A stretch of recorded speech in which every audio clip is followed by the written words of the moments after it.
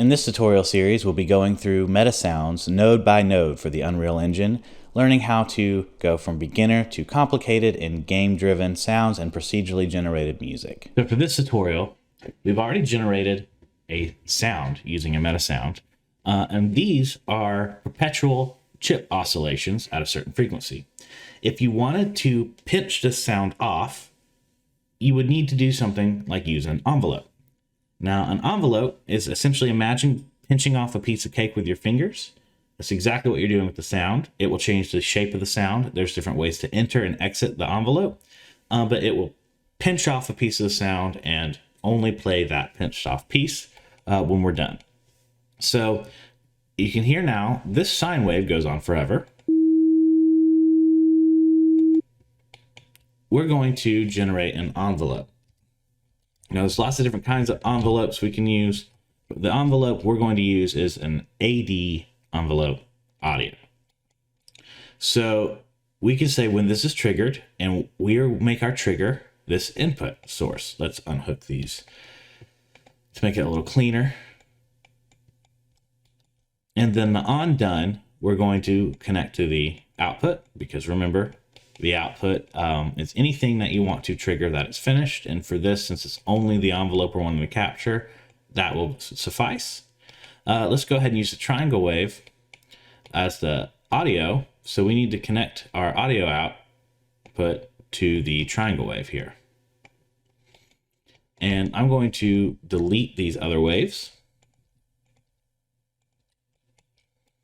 so you can better see what's happening. This audio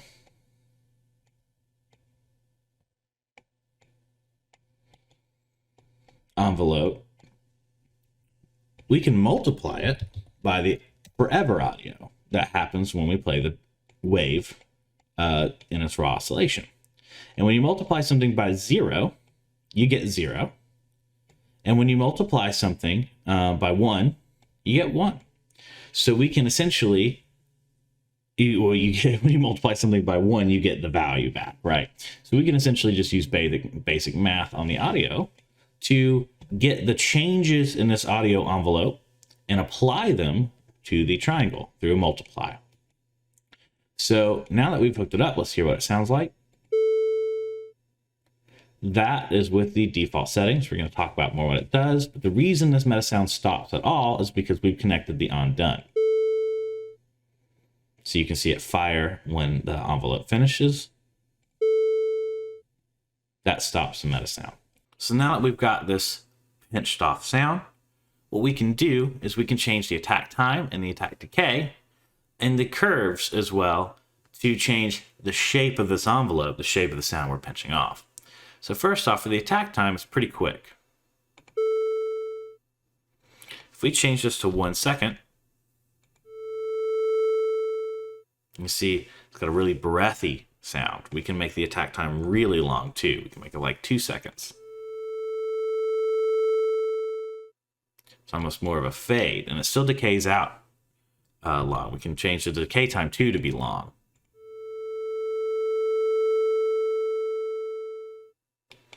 Now we can also do the opposite. We can make it much more of a percussive entry. We can change the tone to be 0.1. You can see it's got a breathy out, but a harsher entry. And we can change it to be 0.1 on the exit as well.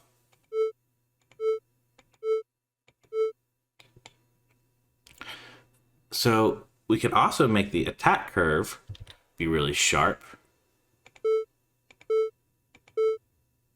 And we can make the decay curve be really sharp. Now, attack means how quickly it rises, and decay is how quickly it dissipates.